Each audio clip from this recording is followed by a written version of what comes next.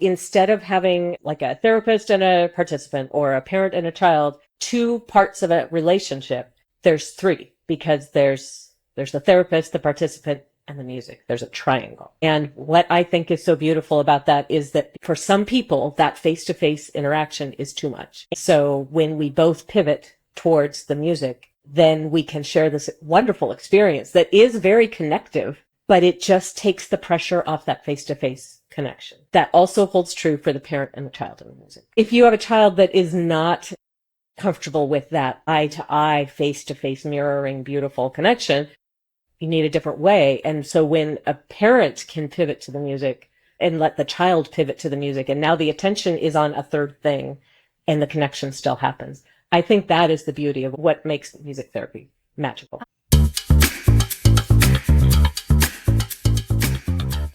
Welcome to Cue the Magic, Sing a New Song, a podcast that explores how music therapy can break barriers, spark connections, and change your child's life. I'm your host, Angie Kopshai, a music therapy expert and the founder of the Global Music Therapy Project, a nonprofit organization dedicated to utilizing music's therapeutic power to enhance the lives of kids and parents just like you on a global level. I always say that music therapy is this miraculous thing that's not miraculous at all. It's science, and you'll be blown away by how simple it is. I'm here to help you learn the techniques you need to create a happier, healthier household. Let's tune in together and cue the magic.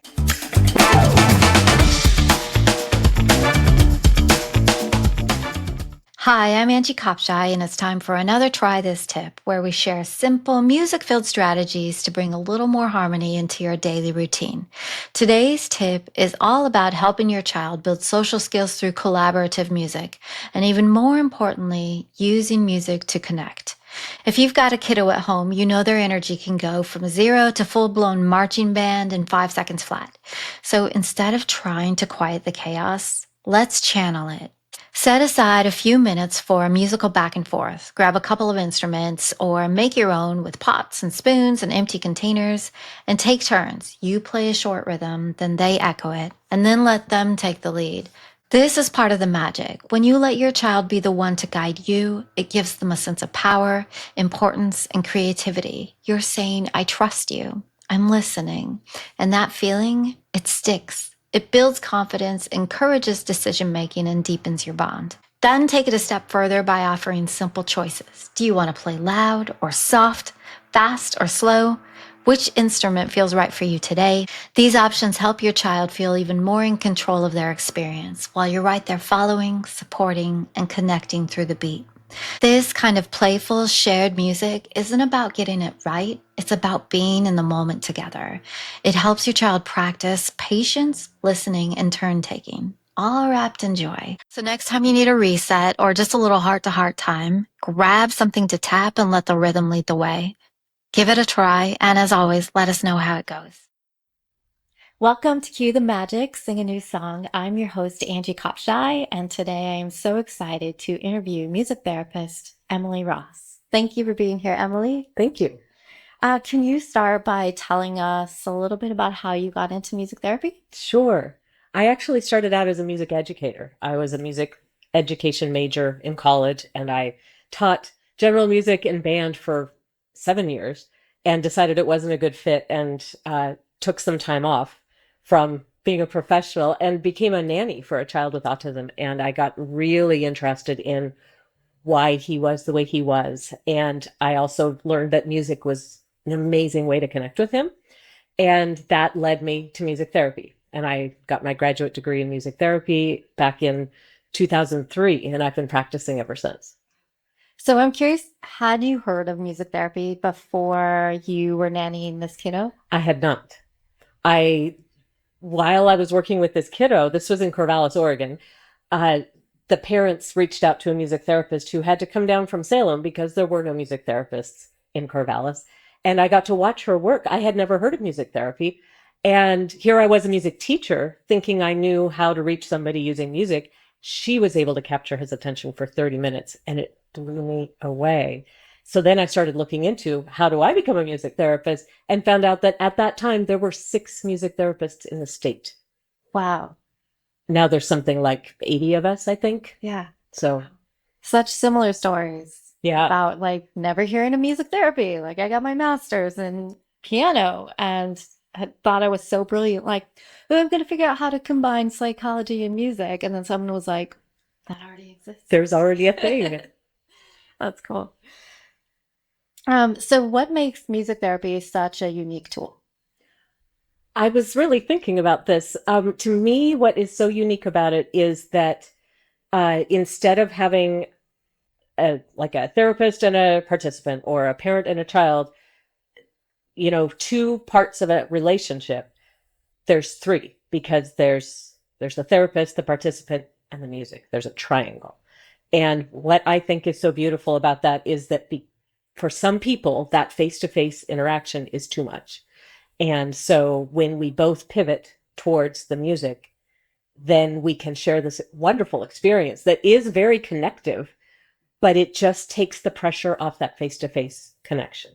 And so even though, I mean, I talk about it from my perspective as a professional, saying therapist, participant, music, that's the triangle. But as I was thinking about your question, I was thinking that also holds true for the parent and the child in the music.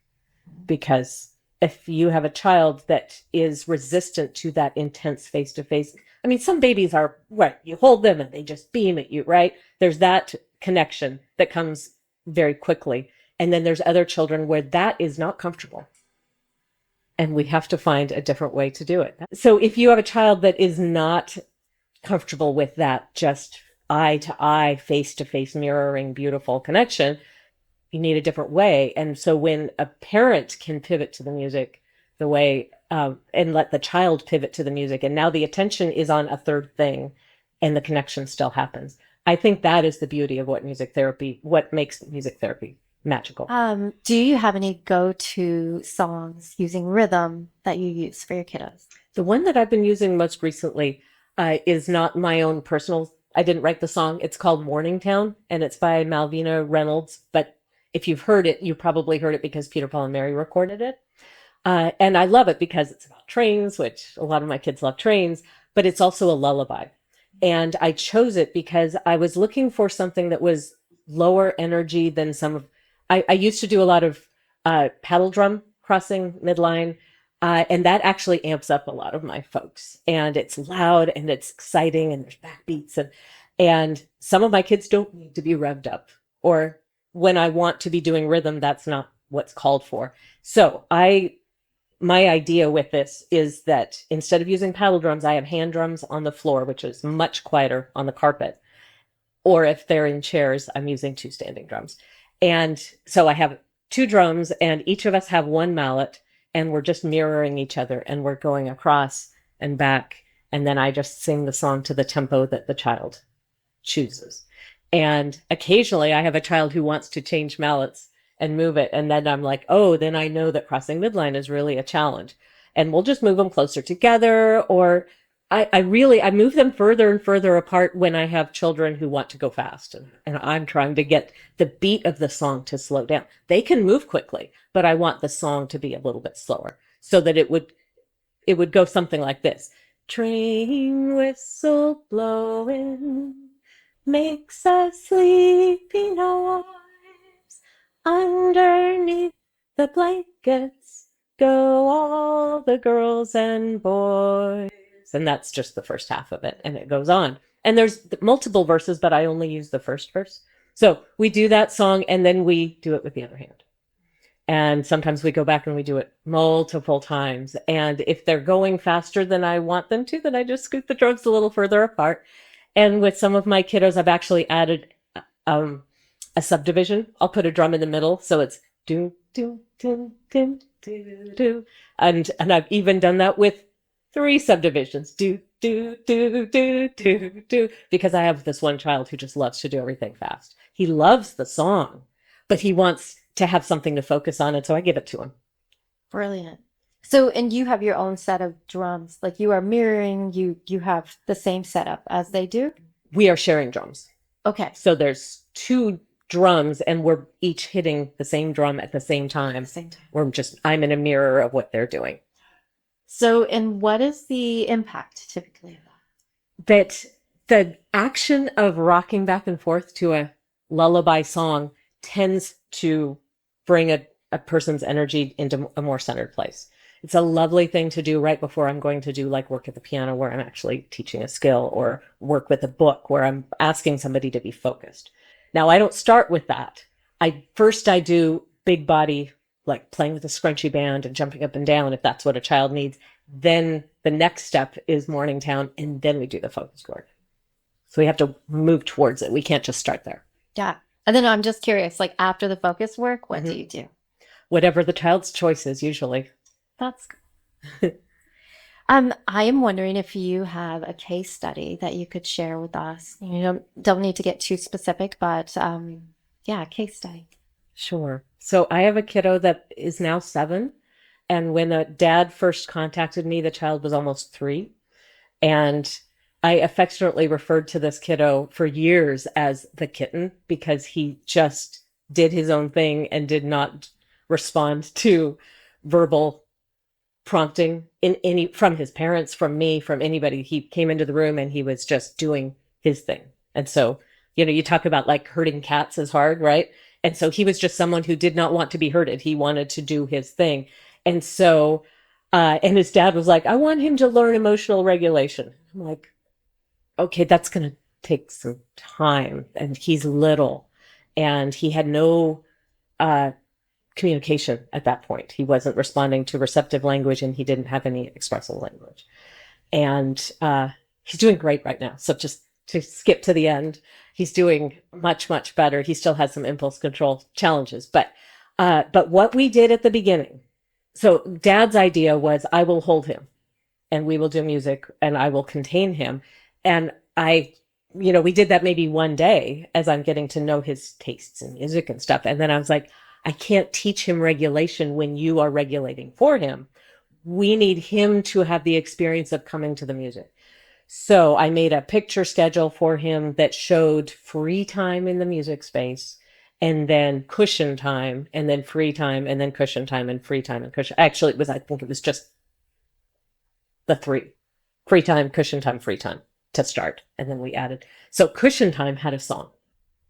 So I would give him free time, and I believe very strongly in setting up my room as much as possible into what I call a yes environment so that it's safe for the child to touch anything that's in there. Um, at the time that he was little, I didn't have the same room that I have now, and it was harder to do. It was too big of a space for him. But I did the best I could. I removed anything that I didn't want him to touch, and I left everything that I wanted him to have freedom to explore. I had instruments out. The piano was available. There were soft, stuffy things. There was a chair to sit on if you wanted to snuggle into the chair under a blanket. I just tried to set up as many things as I could.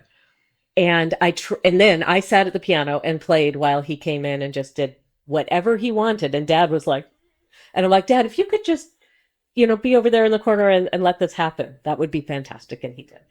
And anyway, so I would sort of watch the child to see, like, when does he seem to be getting a little bit sated? And then I would start my cushion song. And so then I would sing now. Then again, this is a borrowed tune. This is not I did not compose the melody, but I borrowed a melody from a song called Today.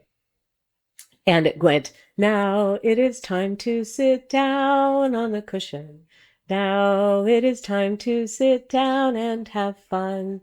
Daniel, when you are ready to sit, we will have some fun. And Daniel's not his real name. I just used that as a fill-in. And he loved the song.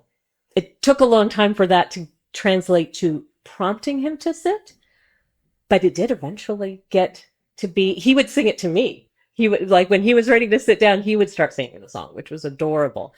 And even today, like, I just saw him yesterday, and when I verbally say, sit on the cushion, please, he responds to that more easily than anything else that I ask him to do. That has really clicked for him. So I was saying to Dad, when it's really a preferred thing, he still doesn't respond to my requests. But some of these things where he knows that it's going to be fun if he sits down, like, he's really responsive.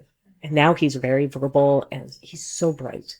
So I just love working with him. But I really feel like taking that approach of giving him the freedom to do the exploring, which he clearly needed to do, before asking him to do something different was key to helping him succeed. Yeah. It took a long time.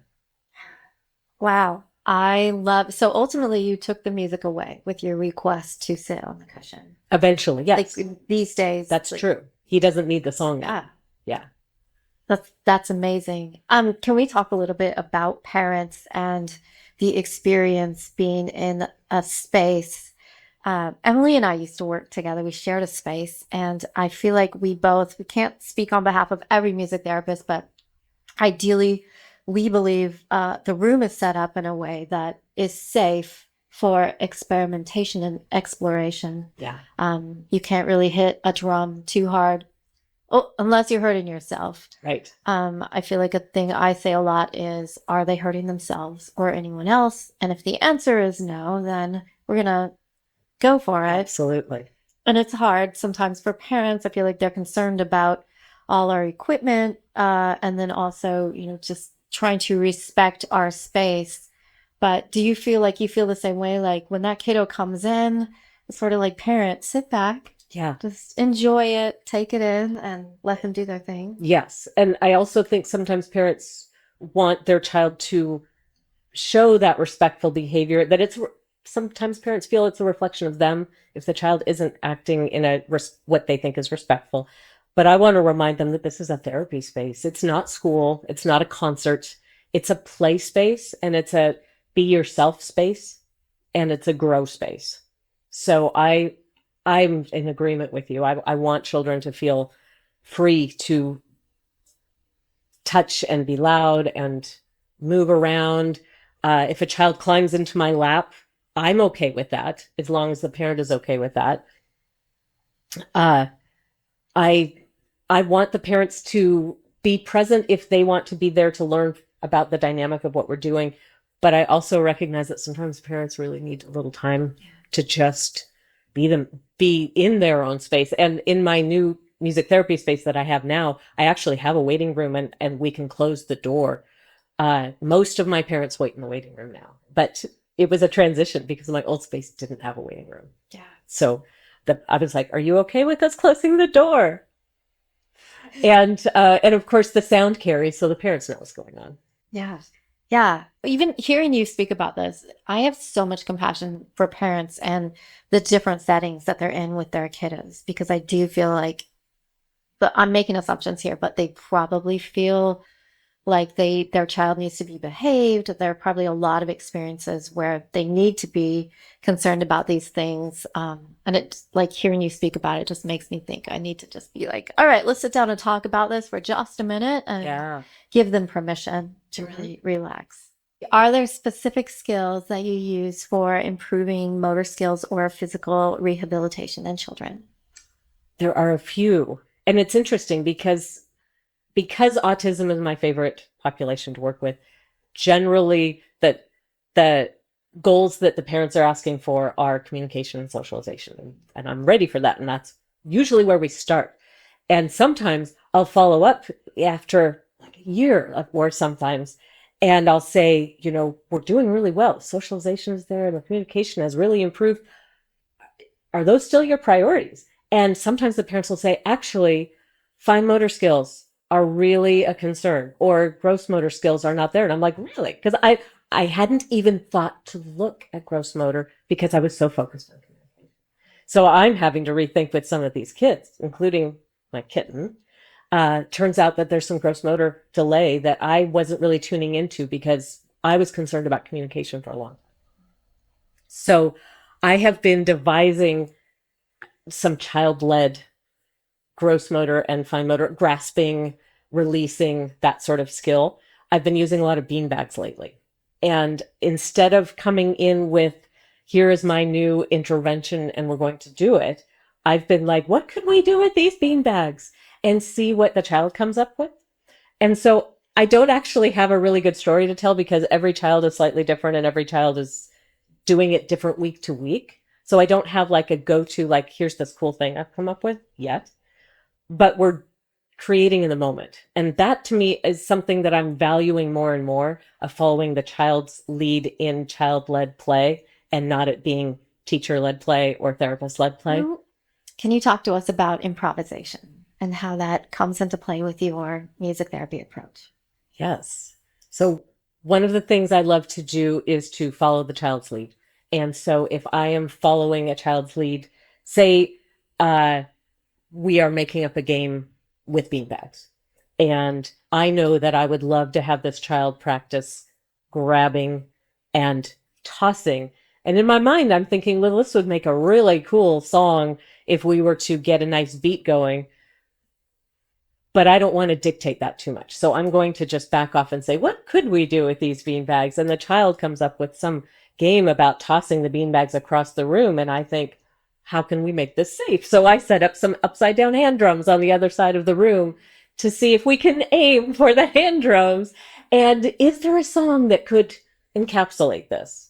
Sometimes there is. Sometimes the song feels forced and I don't push it. Sometimes the song just comes naturally because it makes sense to sing about what we're doing and it sets sort of a rhythm to what we're doing. Not with every child, though. Mm-hmm. I feel the same way. And I use eggs a lot that are being thrown into drums. And yeah, sometimes there's a song. I usually am sing-songy and very excited and, using words. But yeah, not necessarily a song. Yeah. But a couple favorite things that Emily says. Well, you just, what can we do? What can we do with this? And then also, what did you notice? Maybe not so much with this population. True. They have a harder time with the reflection piece, at least verbally. I think they do notice a lot, but I don't know that they can respond to that question so well. Yeah. I have a young man that I work with who has autism. He's also struggling with OCD. And so transitions getting into the room take some time. And then once we're in the room, he loves to play the piano, but moving from the green chair to the piano takes some time. And then moving from the piano back to the green chair takes some time. And this could be anywhere from 30 seconds to like 8 minutes of transition time. So I have been experimenting with different ways to encourage the transition without pushing it. And so I will sit at the piano and improvise a song about, I'm going to call him Michael. That's not his real name, but I'll sit at the piano and play a song about Michael. It's Michael's turn to play the piano. And then I'll just come to the end of it and hold on a 5 chord and just be like, time to play the, and with the hopes that he would come over and say piano or come over and play the piano. It's still a work in progress because OCD is a really hard thing to overcome, and it's a real difficulty for him. So it hasn't been a magic tool, but I also feel like the other thing that I am accomplishing is I am giving him time. So I'm at the piano, he's hearing music, he knows that it's his turn, he's familiar with the song now because we've been doing this for weeks, and he's invited to come. Mm-hmm.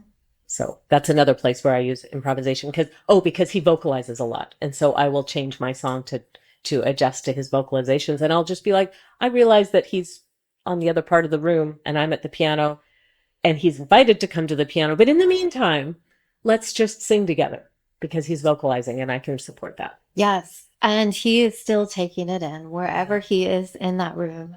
And I feel like, along with your last success story, where some of these things, they take time.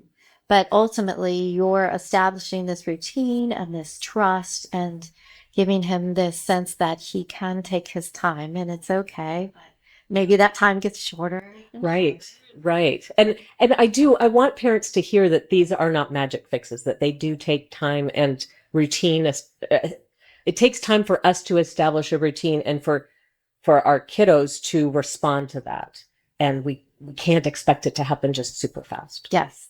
Yeah. In my last interview with Marie Miller, 8 to 10 weeks. So I should give it at least 8 to 10 weeks. I like that. But it's hard. You do. And there are times when we have amazing, magical experiences from day one. Mm-hmm. And other things take a little time. Yeah. What are some things that parents can do to create a music-rich environment at home? I love this question because I really thought about it. One is scary thing to say, but turn off screens for at least part of the day and let just auditory music be on. And I was thinking about how everybody has such individual taste when it comes to music, and that children do not necessarily have the same tastes in music as their parents. It's one of the beautiful personality things that we each express. And so, but that doesn't mean that we should be only listening to the child's music in the house. I think that it's really good for kids to hear what the parents want to hear. And so even though, and when I say this, I'm thinking about some of our older kiddos, even though it's really easy now for people to listen to their own music with their headphones on, I think it's actually really healthy for the family to sometimes not isolate with our music, but to have a speaker play music for everybody in the room. And then you can talk about, like, what was it that you really loved about that song? And that I know that when I was growing up, my safe space in our house was my dad's office where he worked. I mean, he was a professor, so he was gone a lot, but when he was home, he was doing his math in his little office, and he always had classical music on. And so to me, that was a little oasis in our house. That there was a lot of chaos in our house, but my dad's office was this oasis. And I love that. I love that that was so meaningful to me. And I do project that out into the world, thinking that probably there are other people who would love to have a place in the house where some calming instrumental music could be on, where if someone wanted to do something that was focused, whether it's like building something out of Legos or whether it's reading or doing a puzzle, that that could be done with some nice background music that would just help make a space feel contained.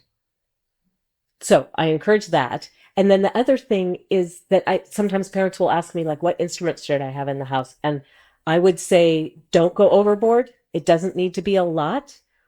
One nice quality instrument would be lovely, whether it's a xylophone that is an actual instrument and not a toy. There are really cute toys out there, but some of them don't sound great. And if you want to, especially if someone, I don't know if your audience is mostly parents of autistic kiddos. Autistic kiddos have really sensitive hearing. And so if an instrument doesn't sound good, they might just never play it.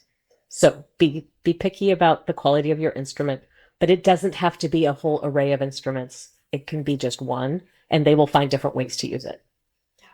I love that you mentioned that because the quality of an instrument, I agree, makes a huge difference.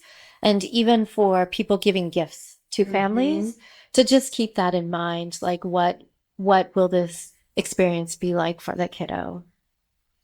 Really good point. Can I say one more thing? Yes, please. I would also encourage away from toys that have electronic sounds and songs programmed into them. I think that it is really nice for children to not be inundated by that. It's just a little thought of mine. Mm-hmm. Can you talk to music therapy being integrated into other types of therapy? Yes. Or the school system? Or the school system. Yeah. Yes. I love talking with other specialists that work with the kiddos that I work with. And I'm also always deeply honored when someone invites me to an IEP meeting, and I make them whenever I can. Sometimes those are over Zoom, and then they really are easy for me to attend. And that's how I've been able to participate most recently. I haven't attended an IEP meeting in person since before the pandemic, but sometimes they're, anyway, I would say, parents can do so much to help this happen, because I, as a music therapist, am not allowed to reach out to an occupational therapist and talk about your kiddo unless you give us permission. And so, especially if that's something that you want us to do, parents, if you let us know that we want that you would like us to talk, all we need is your permission. And then it is so beneficial for me when I get on the phone with an occupational therapist and talk about a kiddo that we both know, or a speech therapist. I feel like it opens the doors on both sides, where we're like, oh, I hadn't even thought about angling towards that. And we can get on. If a child is on an IEP and seeing various specialists, they are getting a lot of help from a lot of different sides. And it is crucial that they get help from a lot of different sides because we all see the child slightly differently and we have different perspectives. But if we are coordinated, we are going to help that child feel supported rather than pulled in different directions. Imagine how any of us would feel if we were getting tutoring or therapy, and one person is telling us to lean one way and the other person is telling us to lean the other way, and how torn we would feel. But if both of those voices are telling us something that complement each other, how much more powerful that would be. And probably OTs and SLPs and music therapists are pretty closely aligned, but we could always do it better if we're in communication with each other. Yes. Yes to all of that. Do you feel like, is there a way for families to help make that happen? So someone comes to you with a kiddo and they have a big team and potentially school also. So one thing they could say is, if there is going to be a meeting, just to invite all of the players, they could, on my intake form, it says what different treatments is the child receiving right now. So if I know that they're getting speech, then I might check in and say, how are things going with speech? Is it possible for me to talk to your speech therapist? It's great on so many levels. It makes me feel heard to talk to another professional about the same kiddo and go, oh, they're seeing this also. This is affirming to what I'm seeing. And then also those moments of, oh my gosh, I didn't even think of that. Or, oh, I used to try that with that child and I had stopped because of blah, blah, blah. And now you're reminding me that that's a really good thing to incorporate. So I've had some really rich conversations with specialists, and I love going to IEP meetings. It makes me feel really well connected to what's most important to the child. I'm wondering if you can talk a little bit about how your individual sessions are shaped and how they end. So even like the session is 25 minutes and then I have 5 minutes of check-in with parents or something to that effect. Most of my sessions are 45 minutes. With my littlest ones, I will do a 30-minute session, but I'm finding that 30 minutes feels really short. And so I generally go 45 minutes. And then I always have 15 minutes between sessions. So if I need to chat with parents, then I have a little bit of cushion time to do that. And then hopefully I have time to write my own notes and get reset, pull out more instruments, disinfect spaces if it needs that, to get ready for the next person. My sessions with most of my folks start with a hello song. I have a hello song for my littles, and then I have a hello song for my not so littles. And if someone doesn't like hello songs, and we don't do hello songs, I have one person who we start with Skip to My Lou every week, all like 13 verses or something. Yeah, but we sing it really fast. And I like to use a small whiteboard and make a plan with most of my kiddos. And they are used to that, and it's comforting for some of my folks. Really appreciate knowing, like, here's the plan and this is how it's going to look. And then they just know what to expect. So we will go through and I'll write down the hello song and then number 2. And I will just say, and what do you want for number 2? Because I really love to see what the person's going to say. And if a person is not able to answer that, then I might give them a choice of 2 things. And if a person is nonverbal, I might give them a picture version of 2 choices. But I do like to start with an open-ended question because sometimes people really surprise me. Someone who's never asked for the piano, and suddenly that's what they choose for number 2. And I'm like, okay, number 2 is piano. I'm so excited to see what that's going to look like. And then I always have ideas of how I want. And the exception to this is my kiddos who need all that gross motor work. I might design more of the beginning of the session and say, we're going to start with some sort of sensory integration experience. And so then I might give them a choice. Do you want this sensory integration experience or this sensory? And so I'm crafting the arc of the session a little bit more, but I'm giving them choices within that. So I tend to start with gross motor and move into smaller, and make sure that there's some client preferred options sprinkled throughout. Sometimes it's mostly client preferred, depending on what their goals are. And sometimes it has a lot more to do with what I'm seeing as the need, but then some choices. Finish up with a goodbye song. And yeah, that's generally the arc of my session. So you usually use a whiteboard. When you were talking about the kitten, Yes. your little kitten and the visual schedule that you created, is that also with a whiteboard? It started out with uh, a laminated white paper with some color pictures of my actual studio. So a wide picture of my studio represented free play, and then a picture of the cushion represented the cushion time. And then gradually we graduated to a board that had Velcro, and then we would have little mini pictures of actual items in my studio. So a picture of a book, a picture of shakers, a picture of a drum, a picture of guitar, all these different items, and we would put them on the whiteboard and or on the schedule with Velcro. And he was so excitable in my old studio that we would do that before I would actually meet them in the hallway with the door locked, and we would stand in the hallway and I would show him the schedule, and then I would open the door and he would go and take off his shoes, and then we would start, because once he was in the room he wanted to touch and I couldn't get him to focus on the schedule. So with my folks who are pre-reading, we use picture schedules, and the Velcro pictures are really fun. And then I move them gradually towards a board that has Hello Song written. It's in permanent because it's on a laminated sheet. And then below that are some Velcro slots, and then Goodbye Song is written so that they're starting to get used to having some writing.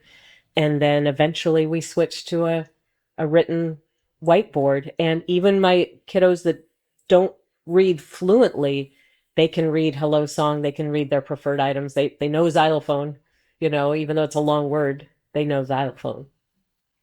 I love that. I love the structure that you have where you have the hello song and the goodbye song, and you get to plug and play in the middle. That's great. What is the most rewarding part of your job as a music therapist? What has blown me away recently is having parents tell me that I am the one person who really sees their child. And it kind of breaks my heart because I feel like, why isn't everyone seeing this child? But that is extremely gratifying to me to hear that the parent sees the work that I'm doing. The parent sees that the therapeutic relationship is really strong. That because clearly the therapeutic relationship is really an important value to me. And when parents see it and acknowledge it, that I feel it just makes my day. It sometimes when the work is hard and the progress is slow, I can start to feel like, getting somewhere. And then when a parent says something, I had a text from a parent recently who said, and this is a child who's actually doing adaptive music lessons. The child is learning to play trumpet. And he's on page 14 of our little book. I mean, he's amazing. And she said that I am the first experience for this child that is not technically a therapy, but that he's coming for lessons, and that I am teaching him in the way that he needs to be taught. And when she asked him, how are music lessons on a scale of 1 to 10? How are your trumpet lessons? And he said 10. And it just made me so happy. It made me so happy to see that I didn't even realize how meaningful it was for the parents to have an experience where a child is getting something besides therapy. It made me cry. So getting feedback from parents when they understand what is going on and that it has value is one of my greatest rewards. The other really rewarding thing is when a child has an aha moment where something happens that has never happened before, or a child uses language when they've not used language in that way before. When functional communication happens in the music therapy room, that is extremely rewarding to me, and it absolutely touches me deeply. I love it. I'm wondering, this is sort of off the cuff, but so if it feels like you don't have a good answer, but do you have any theories as to why you are able to create these amazing connections, this therapeutic relationship? I don't really know. I was thinking about, like, I don't know that it is the music per se. I think music is our vehicle. I don't know. Yeah. I mean, I feel like you're really gifted. I've seen you work a lot, and you are so compassionate, and you leave so much space for exploration, for time. I feel like your expectation, I mean, you have like expectant, excited, patient, waiting face on, which is That's perfect. But you're like, I just feel like you leave so much space. Right. That's such, I love those, all your answers. I actually thought of an answer for you. That's a little bit of an answer. Right. That my master's degree was at a Buddhist-inspired university, and that actually was a very meaningful experience for me to be in a program where we were expected to take 4 semesters of meditation.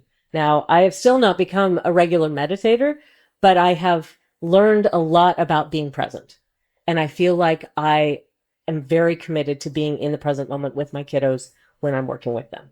And I would like to say that all therapists do that, but I can really only speak for myself, and I see that parents value it. So, What does a semester of meditation look well, the class time is coming into a group setting where there is meditation, and then there's a talk about meditative practice.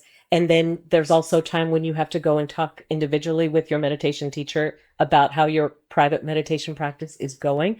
And that's where the juice is, because what I learned, and it took me 4 semesters to get this, was I would come in every time and bang my head against the wall, apologizing about the fact that I'm not meditating. And she would be like, well, let's be curious about that. And so it really wasn't about how much I was meditating. It was how I approached my own relationship to meditating. And so it was like that stepping back and having a meta relationship with it. That was the learning piece. That was what it was all about. That's amazing. That's amazing. It's great. So I grapple with meditating now, but at the time, this was 20 years ago, I could not make myself sit. I would sit, and then my brain would be everywhere, and I would be like, I can't do it. I can't do it. Do you have any final words of advice for parents who are just starting to explore music therapy as a tool for their child's development? I guess I do. Okay, one particular. My one piece of advice as you're starting out working with music therapists is don't be afraid to ask questions. If you don't understand why a music therapist is doing what they do, it's because what we do is really subtle, and we are really skilled at making things fun. And so from the outside, it might look like we're just playing. And if you're frustrated, like, I don't know why they're just playing, then ask, because there is a reason why your music therapist is doing what they're doing. And it's absolutely fine to ask them why. So just ask questions. Ask, what is it that you're working on right there? Or why did you prompt in this way? Absolutely fine to ask. Also, there are a lot of different types of music therapists out there. Some of us specialize in kiddos, and some specialize in adults, and some specialize in mental health, and some specialize in more of a physical approach. And so finding a good fit for your family member is key. Yes. I love those answers. Okay. If a parent is curious about something that's happening, when is the right time to ask that question? Love that question. Hopefully not in the middle of the session. Music therapists, even though it looks like we're playing, we're really, really paying attention to nuance. And we're not really, at least I will speak for myself. I am not able to have a conversation with a parent in the middle of a music therapy session. And it would be upsetting to my way of relating to the child to try and do that. I would much prefer to have a conversation after a session. I also, most of the time, prefer to not have a conversation about a child in front of a child. And so if it's a safe thing to do and there's time, it's lovely to give the child something to do and then have a conversation right after the session. Sometimes that's not safe. Sometimes the child needs more monitoring than that. I'm thinking about, like, in my studio, sometimes a child can choose a book off of my bookcase and they can just hang out with the book and the parents will talk. Sometimes it needs to be a phone call later when the child is not in the room, because I really want to be respectful that we're not talking about the kiddo in front of the kiddo. If it's a chance for the kiddo to be part of the conversation, then that's great. Yes. Yes, agreed. Thank you for being here. Can you tell us where we can find you and about your practice? Sure. I have a practice in Southwest Portland, and my company is called Hoof and Horn Music Therapy, which is spelled HOOFNHORN, Hoof and Horn. I have a website, hnhmusictherapy.com, and I am not really on social media. So if you want to find me, look me up on my website, and you're welcome to email me through my website, and I'd be happy to talk with you. Great. Do you have any events or projects coming up? I am actually presenting for the Oregon Music Teachers Association in June at their state conference. That's awesome. So I'm talking about the overlap between therapy and teaching. Hey everyone, we have big news. The Global Music Therapy Project has finally been approved to host the ultimate PDX bingo game show. Think bingo meets game show madness with a late night twist. Win cash, score amazing prizes, and support a great cause. The proceeds go towards expanding the reach of the Global Music Therapy Project and making a real difference in the lives of children and families around the world, all while having a great time. Join our mailing list at pdxbingo.com to be the first to know when tickets drop. We can't wait to see you there. Thank you for joining our conversation with Emily Ross. Her work in music therapy is a beautiful reminder of how music can be a tool for communication, understanding, and connection. If this show resonated with you, we'd be so grateful if you followed the show and left a review. And before we wrap up today's episode, I want to share a song from our album, Songs for Kids on the Autism Spectrum. And this collection was created to support daily routines, encourage communication, and foster joyful moments of connection between kids and their caregivers through music. The song we're featuring today is called I Have Lots of Feelings. It provides fun and engaging ways to help kids identify, understand, and sing about how they feel. With simple, repetitive lyrics and a catchy melody, this song gives children the space to explore emotions in a playful way. And here's a way you can expand upon this song and make it your own. You can change the lyrics to match any emotions or feelings your child experiences. Happy, sad, mad, silly, tired, hungry, nervous. Make up a verse and go with it. This song is all about creativity and connection, so don't be afraid to add your own spin. Try matching the feeling with a facial expression and get silly with big smiles for joy or dramatic frowns for sadness. And the more you mirror the emotion, the more fun and meaningful it becomes. So sing along, get creative, and use this song to celebrate emotions, both big and small. It's a great way to connect with your child and help them express how they're feeling in a safe, joyful way. We'll see you next week on another episode of Cue the Magic, Sing a New Song. Here's I Have Lots of Feelings. Lots of feelings, feelings always change. No matter what I'm feeling, I'm always okay. You make your mad face, your mad face. You make your mad face. Feelings always change. You make your happy face, your happy face.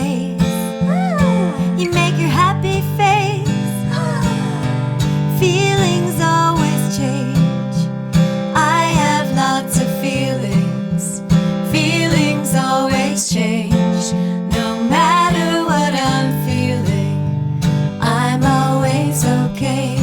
You make your sad face, your sad face. You make your sad face. Feelings always change.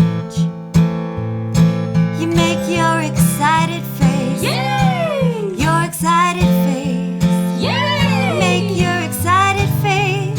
Yay! Feelings always change. I have lots of feelings. Feelings always